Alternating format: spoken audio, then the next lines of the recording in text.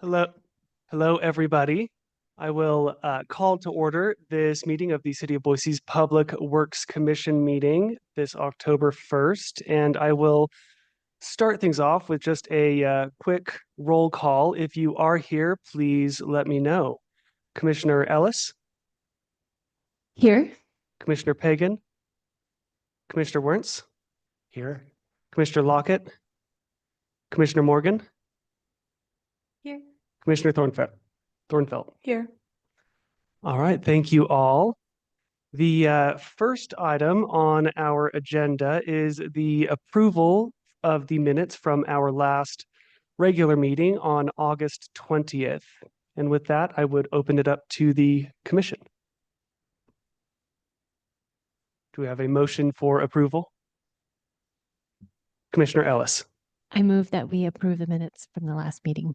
We have a motion from Commissioner Ellis. Do we have a second? Commissioner Wernz. I second. Second from Commissioner Wernz. All in favor, please indicate by saying aye. Aye. Any opposed? Hearing none, the motion carries and the minutes are approved. Thank you. And that brings us to our regular agenda. And it looks like it might be a quick meeting today. So let's turn it over to staff for roles, responsibilities, and logistics. Over to you. Thank you, Chair. Today's meeting is going to be a relatively short meeting. Several items, more logistical items that we need to make sure we get done over. I think it's biennial, so every 2 years we have to knock out these types of presentations. So we thought we'd take the opportunity to do that today. And so we have the Public Works Commission roles, responsibilities, and logistics. That'll be Tina Riley, and I'll turn it over to Mary Grant, our attorney, who's going to cover some legal training for how to be a commissioner. And at the end, I'll present some topics for 2026. We have some specific areas that we'd like to present to the commission. Just want to get a thumbs up that sounds all right with you all. And so with that, I will turn it over to Tina Riley. Hey, good afternoon, commissioners.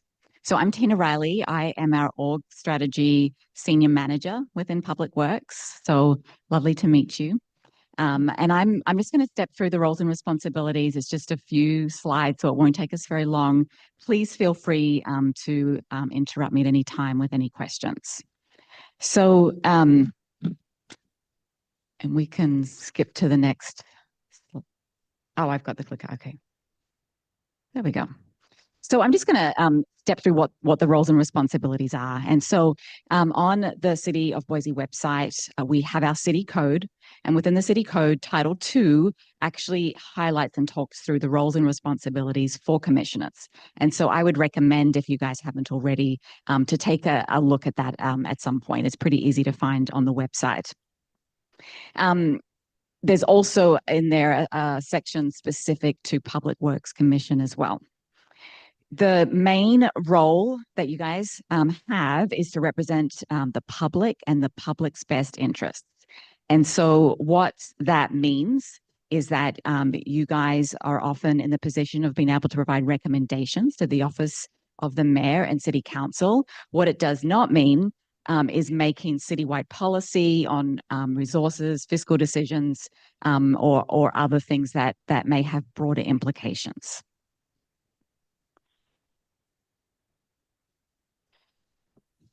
And so the main roles are highlighted here. So it provides recommendation on policies and direction, guidance and feedback across the entire breadth of the duties, terms of 4 years for general seats and 1 year for the student seat.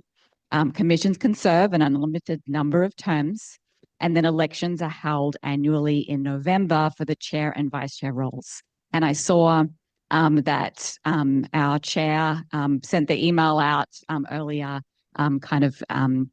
giving folks a plug ahead of that next November session. So we'll be holding elections in our next meeting in November.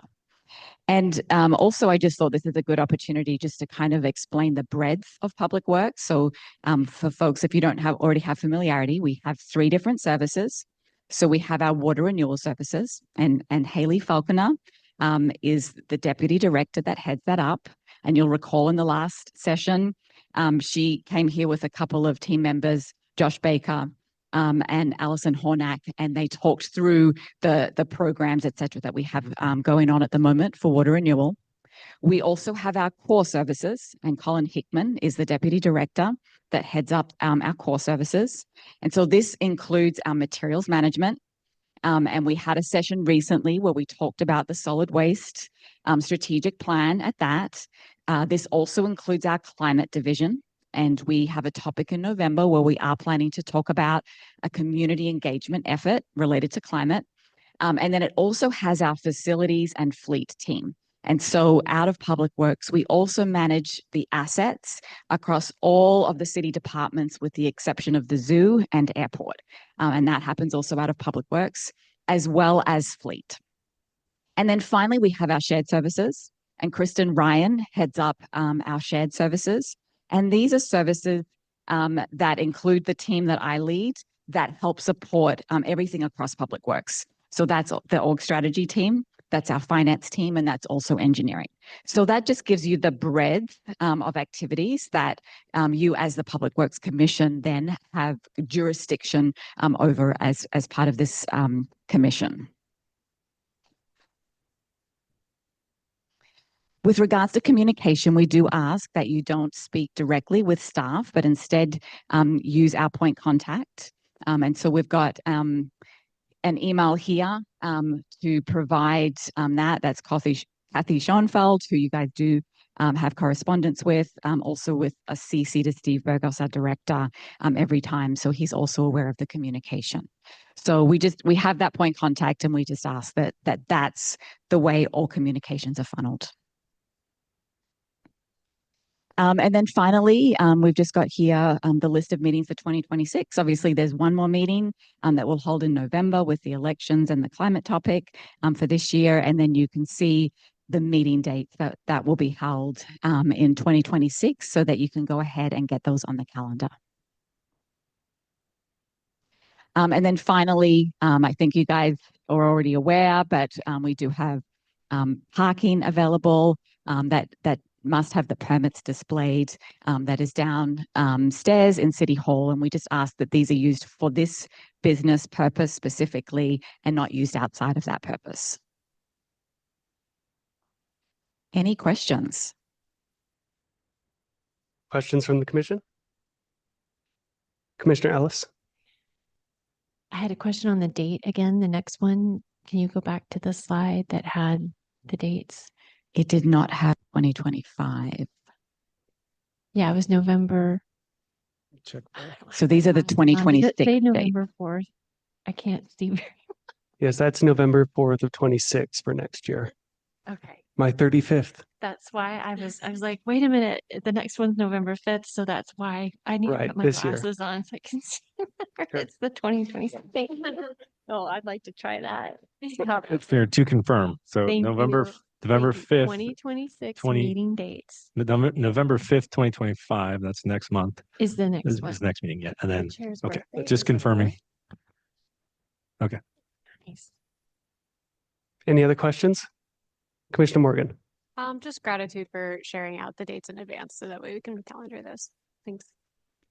You're very welcome, Commissioner Morgan.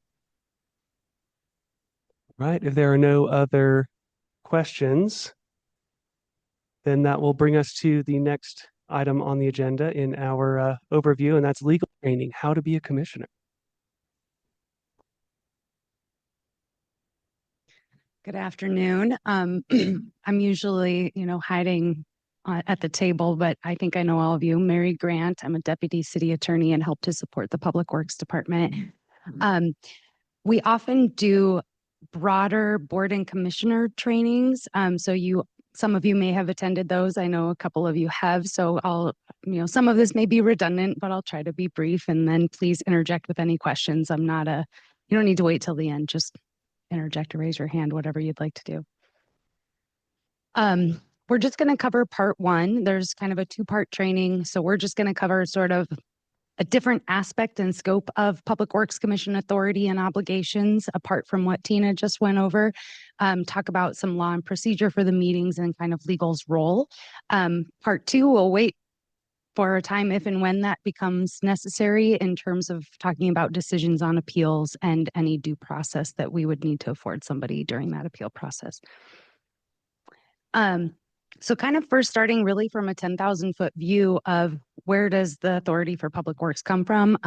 Essentially, the city is authorized via the state statute or state constitution, excuse me, and Idaho statutes to operate various public works. So that includes things like domestic water system, includes geothermal. Obviously, we do not own our water system, but we are authorized. Things like other utility systems, sewer systems, and solid waste disposal. Apart from that, we also have ordinances, some, providing by example from Tina. We also have and have promulgated as a city our own like sewer use regulations, our own pretreatment regulations, those types of things. From a federal perspective, we get some of that authority via the Clean Water Act and then the permits that we hold through either EPA or now our state agency.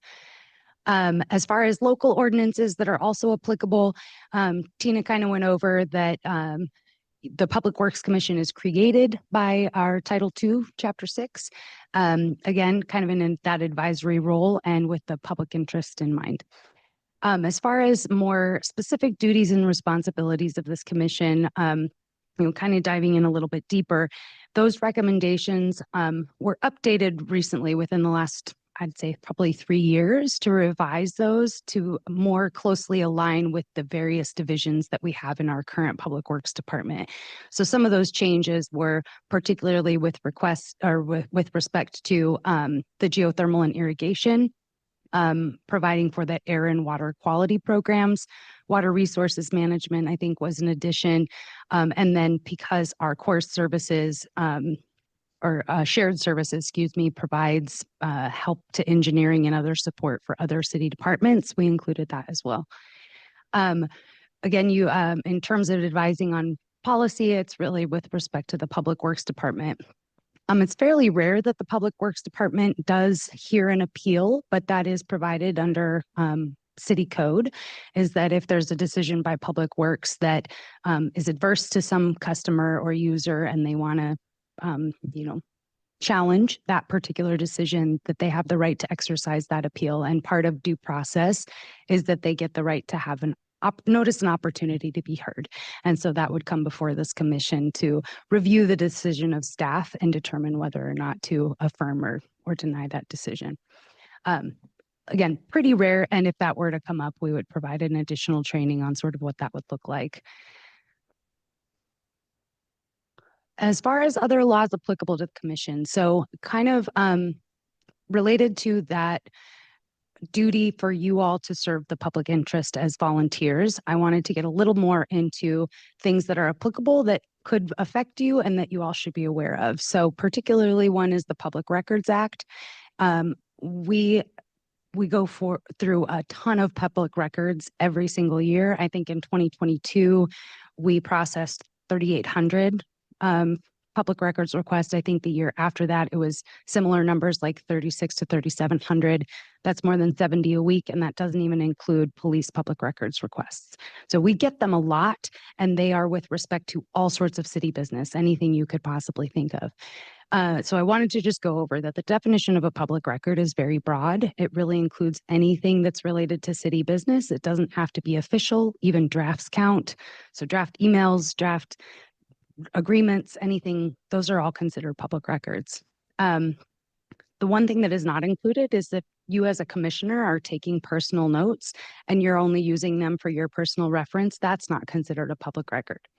However, the moment you share those personal notes with another commissioner or with staff, they've now become a public record because more than one person is party to it. So the extent you all are keeping anything on text messages, emails, those personal notes that you have shared or anything like that, you are responsible to make sure you maintain those. It doesn't have to be indefinite, right? Like text messages, if your practice is to delete text messages, we're not saying, hey, you have to, abide by a certain particular rule, but just the extent of being aware. And that if we were ever to ask for a public records requests for documentation that provide everything that you have that might be responsive.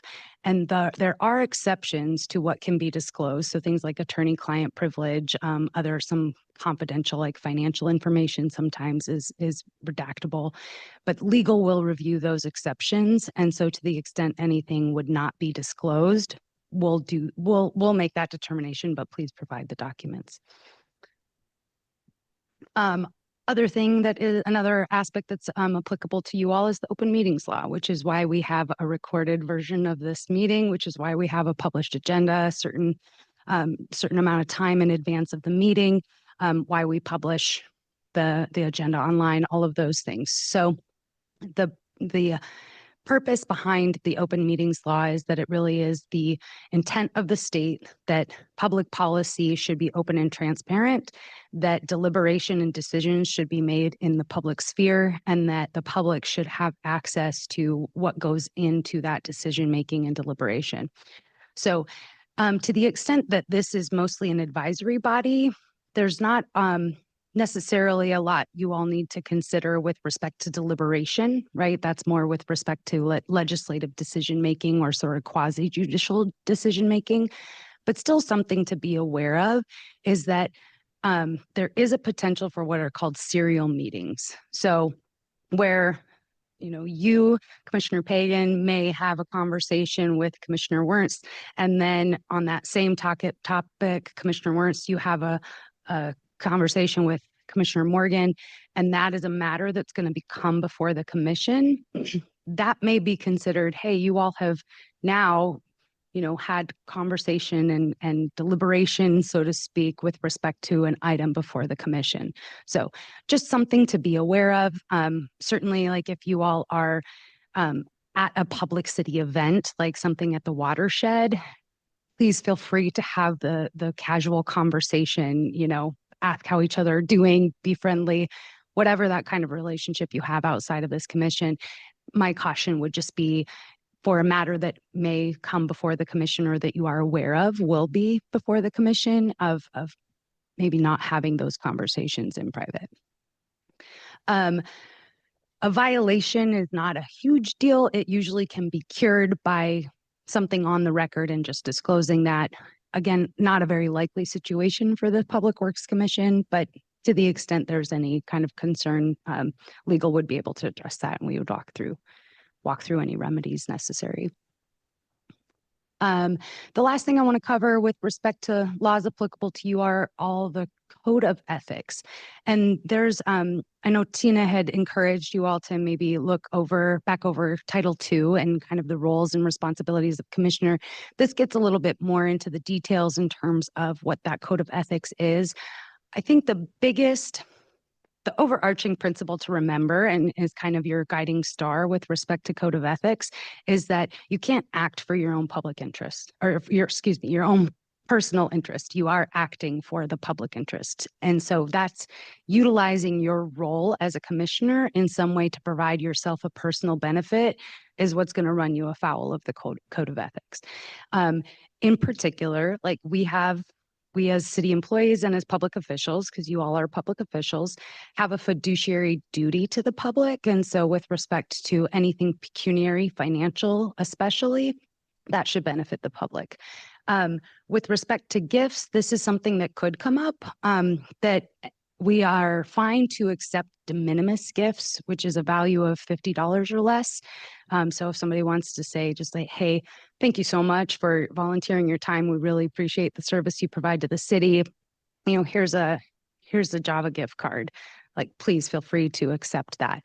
But if they want to, buy you a plane ticket to Maui, that's a problem if it's for your position as being a commissioner. There's also, just to be aware of too, the potential for gifts to accumulate and be considered a single gift. So for example, like if I wanted to give one set of tickets to Steelhead Games to one of you as a thank you, that's great. But if I'm going to give you one ticket for the next 6 games, all of a sudden the value of that accumulates. It's kind of a, it's considered like similar gift offered within 6 months, and it would accumulate to over $50. So just something to be aware of. And, you know, if you have questions, please just come in terms of whatever that benefit might be that's getting to you. As far as conflicts of interest, again, not something that would often come before this commission. Usually that's if there's a decision being made, either legislative or quasi-judicial, that a commissioner or a board member would be voting on something that has some direct or indirect benefit to them, or they have a conflict with respect to that decision. There's both actual and apparent conflicts of interest. An actual conflict of interest is where, you know, my role in making this decision is absolutely adverse to what the position of the city would be, you know, or you know, would provide like an appearance or actual pecuniary benefit to me. Like if I vote to approve something that awards a contract to my spouse's business, that's an actual conflict of interest, right? I shouldn't be participating in that decision. An apparent conflict of interest, again, this is kind of on a contextual basis. There's not a real bright line rule in terms of what provides an apparent conflict. But if I'm making a decision that affects somebody I know, if that person is my neighbor, but I only see them every now and again, we wave hello, you know, but we don't have barbecues together or anything like that. That is not going to weigh on my objective, my ability to be objective in that decision making. But if we do barbecues every Sunday night and they come over and play cards with me and everything else, I now have, you know, I have much more of a relationship with that person. And so that may weigh in on how I make a decision. That would be an apparent conflict of interest that, you know, we may want to consider whether or not you would participate in a decision that would affect something like that.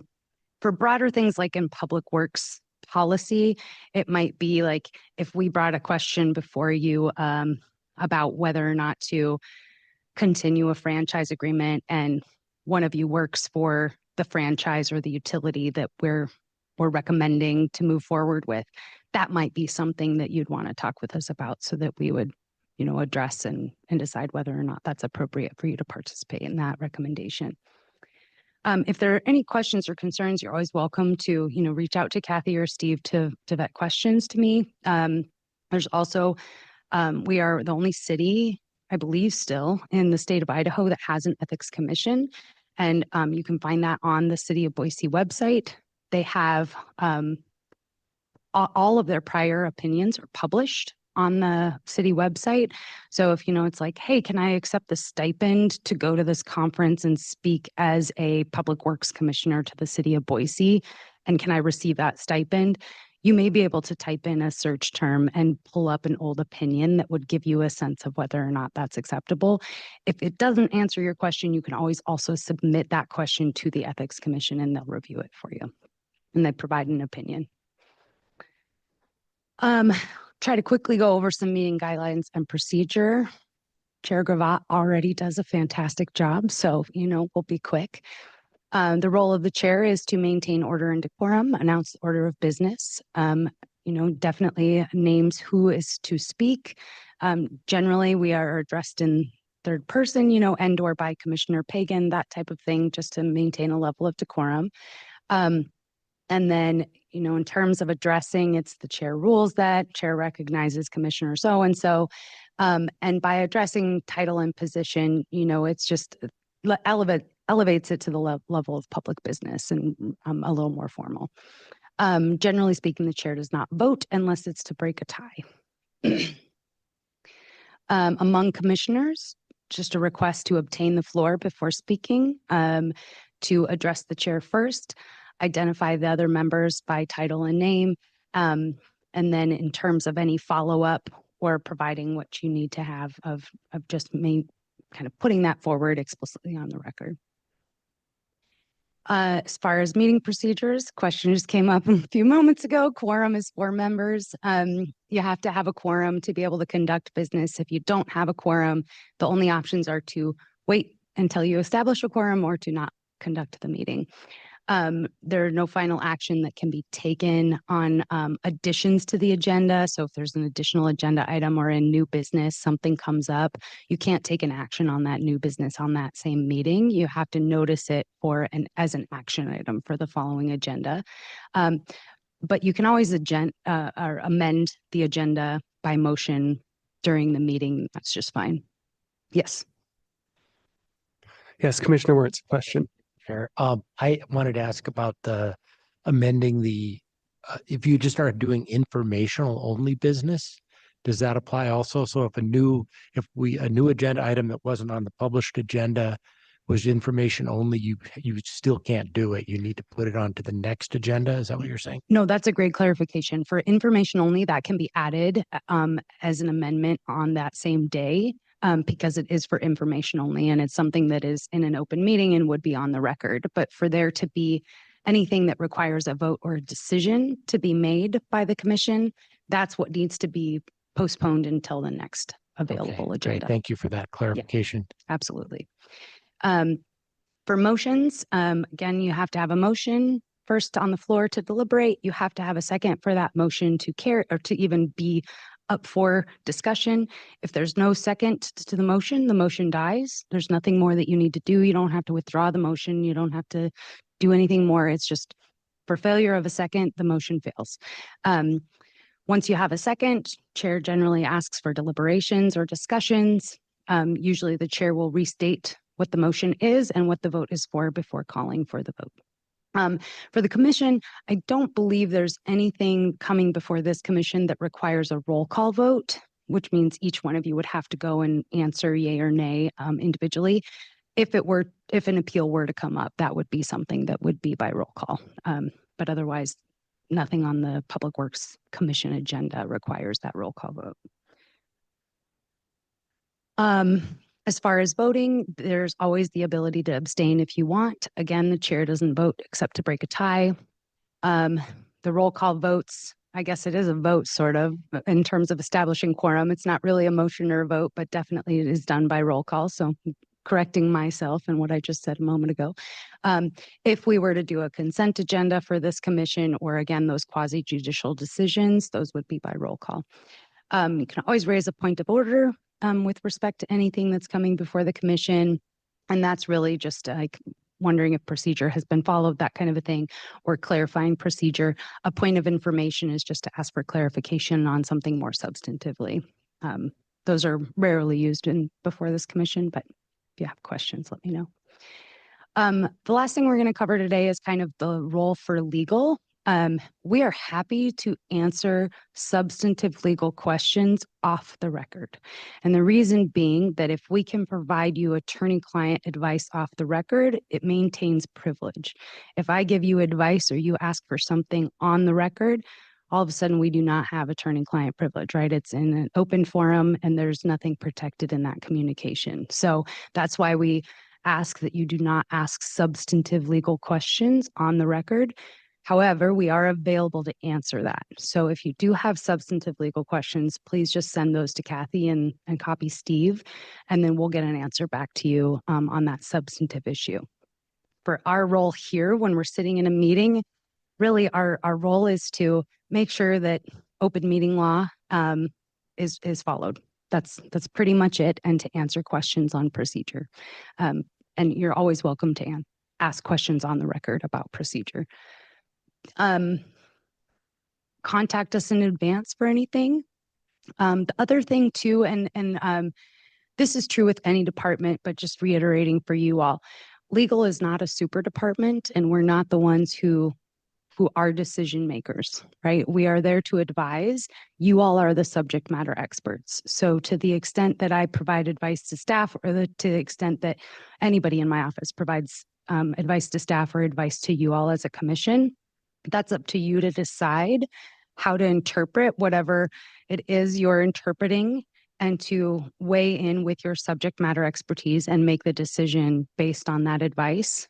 The legal isn't going to make that decision for you. So I think that's about all I've got as far as today. We already covered attorney-client privilege. And, again, just to really appreciate your service and thanks for bearing with me, even though some of you have heard this before. Any questions from the commission? All right, seeing none, thank you. With that, that takes us to the last item, regular item on our agenda, and that is commission topics discussion for 2026. And I'll turn it back over to staff. Thank you, Chair.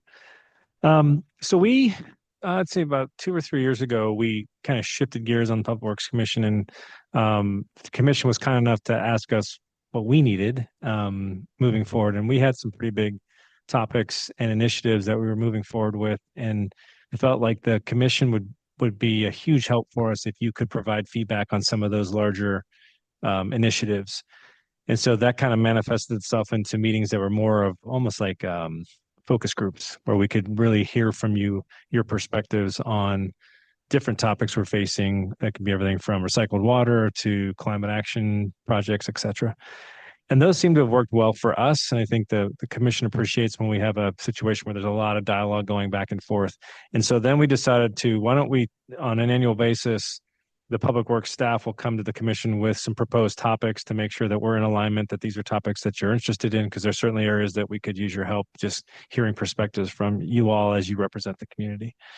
So there are 4 areas I wanted to discuss that we're proposing for FY26.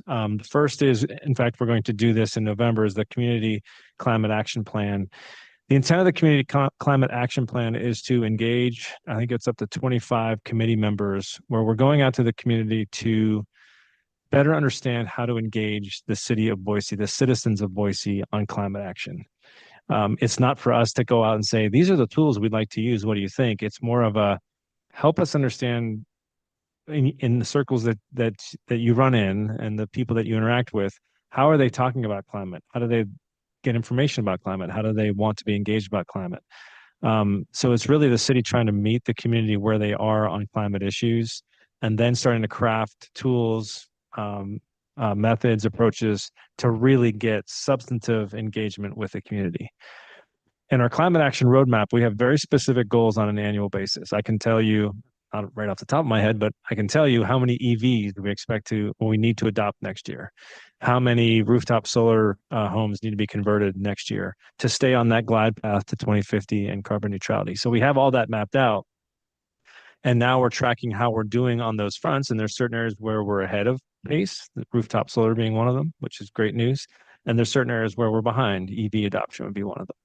And so now we're trying to think, okay, well, if we can increase our rooftop solar adoption, maybe that can make up for some of the EV lack of adoption. And there's any number of tools that we have in the toolbox on in the climate action roadmap.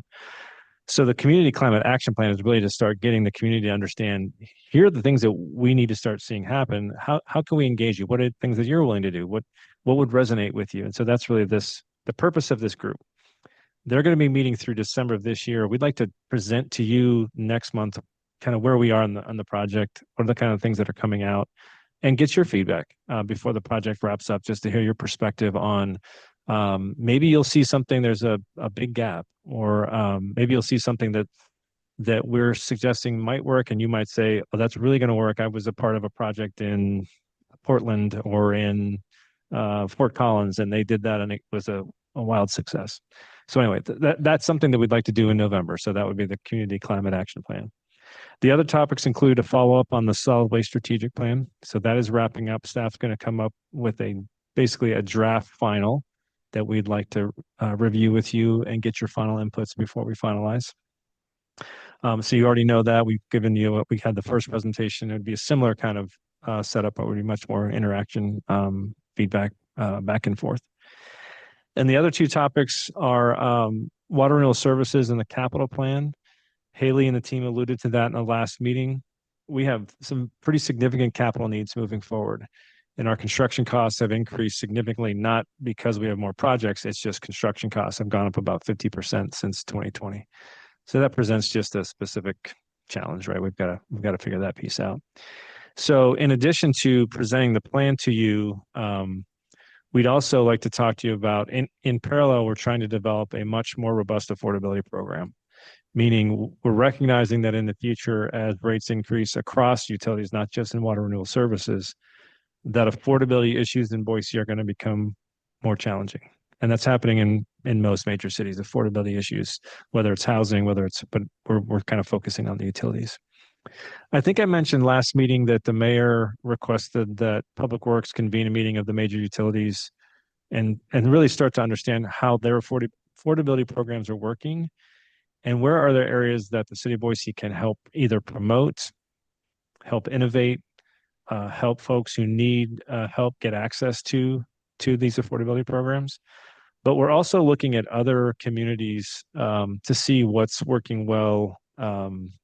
For example, San Antonio Water System is considered a national leader in affordability programs. We've had several calls with the city of San Antonio or San Antonio Water System. Same thing with the city of Austin. Staff has been reaching out to Austin. So we just like to come back to you all with what we're thinking on affordability, and maybe there'll be some things that you see that yellow flags or really interesting. Have you thought about X, Y, or Z? So another topic that we'd like to cover. So water renewal CIP, affordability, and then the last one is continuing the dialogue with you all on recycled water. That's an ongoing big project for us. Lots of moving parts. And perhaps the most important part of all the moving parts is the community engagement side and making sure that the community understands what we're doing, why we're doing it, is comfortable with what we're doing. So that's the other topic. So in review, it would be the Community Climate Action Plan, which we'll cover in November. It would be the Solid Waste Strategic Plan, providing an update there. Water Renewal Services Capital Plan and affordability kind of together because those are kind of inextricably linked. And then the last one is recycled water. So those are the topics that we'd like to propose. When exactly each one of those will happen, we'll work that out. But more than anything, testing that with you all is that feel like those are topics for us. Those are really meaty topics that we'd love to hear perspectives on. Yeah, I would, before opening it up to the commission for feedback, I'd just say that if it's helpful to staff, if it's helpful to the city conducting the work, then I'm all on board to be as helpful as we can in providing, being a sounding board and assisting, however, at least from my involvement. Any other thoughts from the commission? Commissioner Ellis. Thank you, Chair. I just had a reaction to the first one that I wanted to share now, and I'll probably be saying it again when we meet in November. And all those topics definitely sound interesting. But with the climate action, community climate action, I was just recalling a while back. I remember the way you were explaining how you wanted to go down this long strategy is you wanted to have the city itself first. And I just remember that so well because I remember thinking about that when I worked for Hewlett Packard, that there were things that they wanted to prove internally before they stretched out to clients, customers, or other sites.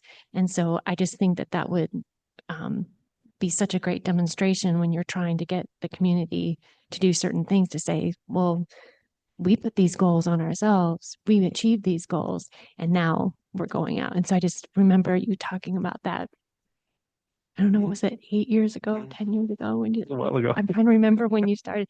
And I just think that has got to resonate so well with people like, oh, okay, I'll listen to you because you did your homework, you did the work first, and now you're asking us to do the same and follow suit.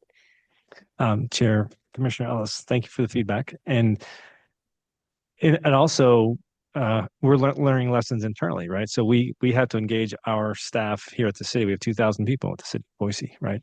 So there's lessons learned on our end on how to effectively engage folks that just don't necessarily have climate action as top of mind, right? If I'm a police officer, or if I'm a firefighter, or if I'm operator at a water renewal facility, I might not be thinking about climate. And so there are some lessons learned that we have internally of what works and maybe doesn't work that we can bring as well. So that's a good point. Thank you. Other feedback, thoughts, questions from the commission? Commissioner Morgan. Thanks, Chair. I think all the topics sound really, really meaty and interesting, and excited to tackle any and all of them in the coming year. One thing that I was thinking about, especially with regards to the community climate plan, or Community Climate Action Plan. Okay. Yeah. Community Climate Action Plan is, do we have any way for the public to be able to view data of how we're making progress towards our goals?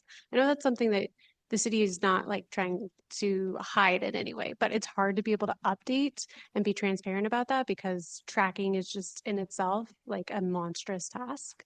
But I think being able to show that rooftop to EV and showing like a barometer of where we're making progress and how citizens can be able to wrap their arms around the issues is only allowing us to make more informed decisions. Chair, Commissioner, thank you for that. It's a good, really good point. We try to provide some high level data, but I think that's something that we've been hearing in the committee, frankly, is that like if the more you can make tangible what you're actually asking, and we know what we need to get done. So I think there's a lot of room for improvement there that we can start posting, like, how are we doing on rooftop solar? We can show the above that threshold, because I think of it as a glide path to 2050. We could definitely show that. So I'll take that back. And that could be feedback that you can provide in November for sure. We do have online, just went to our climate action progress. We have a climate action progress tab. And in there, you can see our greenhouse gas inventories. They're pretty high level. We don't necessarily dive into the EV, how many EVs were and how many, but there is some information, but heard on getting more clarity around the data sets that can help people see specific actions that they can take and how we're doing on those actions. Thank you. Commissioner Wertz. Thank you, Chair. I want to second Commissioner Morgan's point on the importance of indicators or some.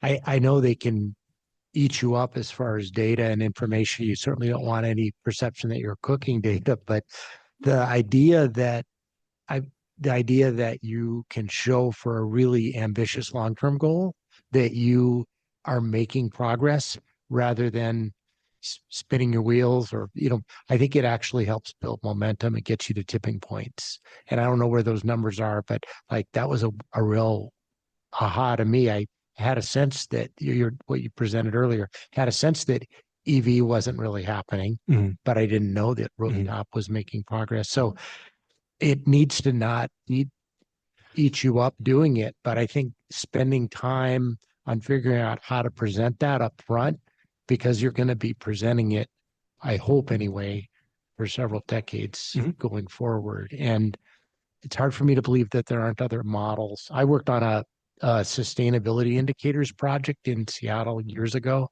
and that had a very long life, and but it also got things snowballing. So I think it's a really important one. Second, totally different comment is I like how you're bringing the commission in on things that you think would be helpful. That's something, all the topics. The only one we haven't talked about already is in the past couple of years is the Community Climate Action Plan. The other ones, it's really helpful, I think, to come back with something we've already talked about and give us those updates. So like the Solid Waste Strategic Plan, that was really interesting, I thought, and want to know where it's going or where that's evolved. And so all those topics are really, really great to me. Chair, Commissioners, thank you for the feedback. Yeah, it's interesting. For example, with the internal 100% clean electricity goal, with the Clean Energy Away contract we signed with Idaho Power, we're about 25% of the way to the city goal of 100% clean electricity by 2030. Those things we know internally, but we don't necessarily talk about it because we may have a day of like, yay, good for us, and then we move on to the next thing. So I think there's room for that. Going back to Commissioner Ellis's point about if the city's doing well on something and proving that it can work, you can demonstrate to others that, hey, come along with us, and we'll show you how we worked with Idaho Power to get that contract in place. So appreciate the feedback. Chair. Commissioner Morgan. I think that's a really good point. there can be a lot of defeatism that happens with climate, and just given the current climate and everything, it can really feel heavy. So to be able to have the community come alongside and celebrate the wins with you, and also support and supplement those, and like broaden what we're doing. It's not just the city, and you are doing amazing things, but the whole community has involvement in it. And so to be able to have more hands committed to this effort, the better. So if they understand what is happening and how they can support, I think the community would really, really rise to that expectation and commitment. Thank you. I'm hearing a lot of interest and enthusiasm for next month's discussion on the Community Climate Action Plan, which is very, very spiriting, very promising. Other feedback on the general topics for discussion, Commissioner Thornfeld. Thank you, Chair. I just wanted to say with the climate action plan, like more with the data, I think it's so important to have the community more involved and kind of coming along with you, because you see headlines like our city is becoming more green. Yay, it's magic, but it's really not, and we're doing all these things behind the scenes. So to have people along with you to really understand what's happening, I think it can, people get so much more invested in it, and then we actually do become more green, and then it's really like yay, but it's not magic anymore, Yeah. And I think all the other topics, like, even if briefly we've kind of dipped our toes into it, so being able to go back and kind of see how they're moving along and helping you guys out, however, is just, I think we're really lucky to be able to do this. So Great. Thank you. Just as a sort of maybe a parallel thought to bring along to many of these conversations is potential synergies with the Public Works Arts Master Plan as an opportunity to two birds, one stone our way into some of this promotion, some of this community engagement, and some of this highlight of the work that we've done so far. I just don't want to lose track of that thought that we had picked up previously.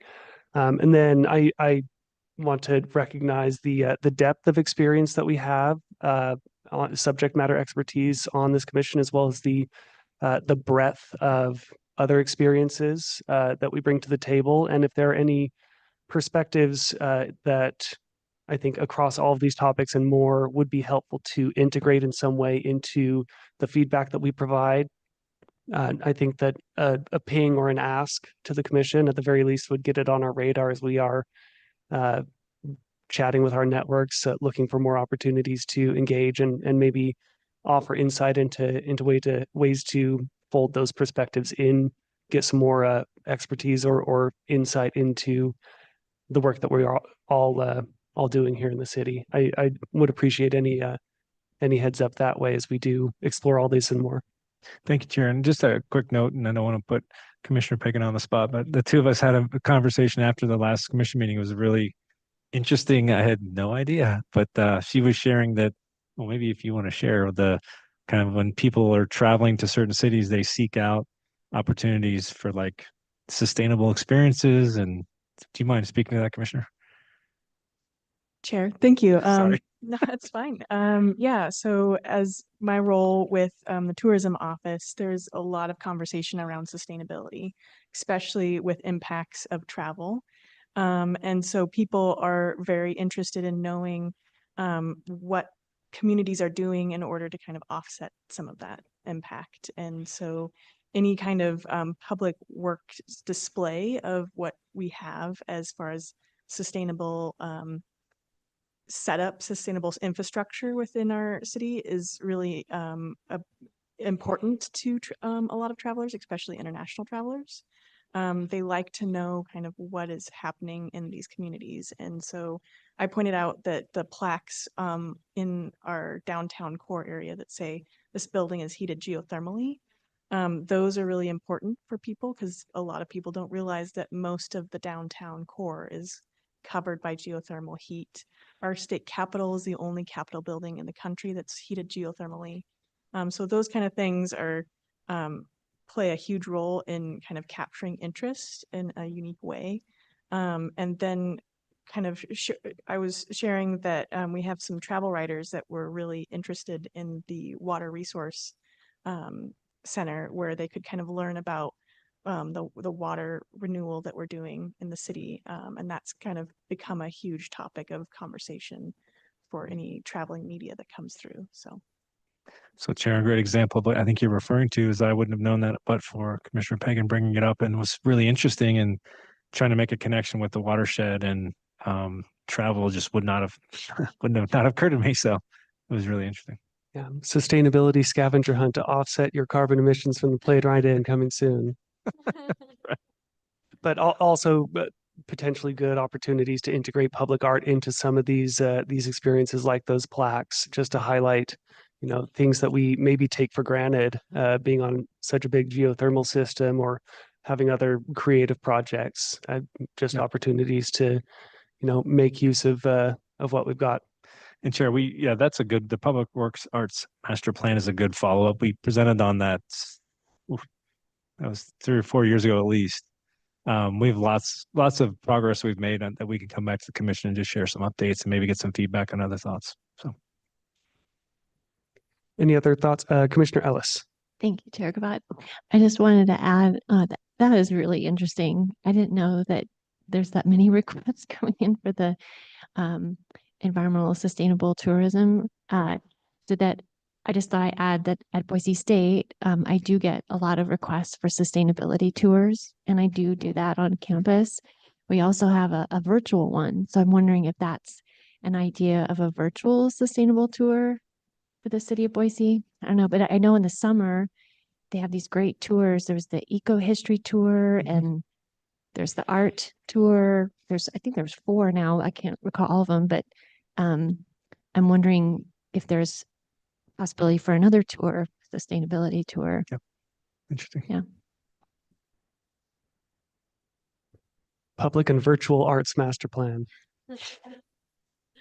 Other thoughts from the commission on 2026 topics? All right, hearing none, I think we will move past that. Thank you. Any other business for the commission? Yes. Just a couple of notes I wanted to share with the commission. One, staff, myself, we hosted the Legislative Water College. So on an annual basis, the Idaho Water Users Association hosts a Legislative Water College, and it rotates throughout the state. This year it was in the Treasure Valley. And they asked if they could come out to the watershed and the water renewal facility at West Boise, and we were more than happy to have them. So we had, I think we had like 100 and some between staff, legislators, local politicians rotating between various the watershed. We got the advanced water treatment pilot back up, and we're showing them what we did this past summer at Micron. And it was very well received. It was a really good discussion that we had with several legislators came up afterwards and thanked us just for providing a perspective that maybe they hadn't heard yet on some of the challenges that cities are facing related specifically to wastewater and water renewal. So our operations team, we submitted a team for an operations contest at the Pacific Northwest Clean Water Agency conference this past fall. They placed 3rd. They got 3rd place advance, so that allowed them to go to Chicago. They're in Chicago currently at WEFTEC, which is a big wastewater conference. I know you all are jealous that you're not at the National Wastewater Conference. But they're competing. I haven't heard how they've done, but I just wanted to share with you that we hadn't done it for a while, and a group of operators approached us about doing it. It's like, yeah, let's do it. And so they did really well, and we'll see how they do at nationals. And then last but not least, not great news by any stretch, but just sharing a reminder of the dangerousness of our business. So not this past Saturday, the Saturday before, there's a fatality at the Idaho Falls wastewater treatment plant. There was an operator that drowned at the facility. And just, I share that with you just as a reminder of, we've talked about it internally as a staff, that the work that we do it can be very dangerous, and safety is always top of mind. And like a blink of an eye, really bad things can happen. So just wanted to let you know that was the case here at Public Works Commission, and just understanding what's happening in other public works departments, but also just a chance to remind everyone to be safe. It just takes like I said, a blink of an eye for something really, really bad to happen. So I reached out to the Public Works Director in Idaho Falls. We were going back and forth via email, and needless to say, their staff is really struggling. Just it's a trauma that they're all dealing with. So just wanted to share that with you. Well, thank you for the update and reminder to stay safe. And our thoughts and our hearts are with the Idaho Falls team. Any other business to come before the Public Works Commission today? All right, seeing none, then I would entertain a motion to adjourn. Commissioner Pagan, I motion to adjourn the Public Works Commission meeting of October 1st. we have a motion to adjourn. Do we have a second? I'll second. Commissioner Morgan, seconds. All those in favor, please indicate by saying aye. Aye. Any opposed? Hearing none, the motion carries and we are adjourned. Thank you all. I will see you next month.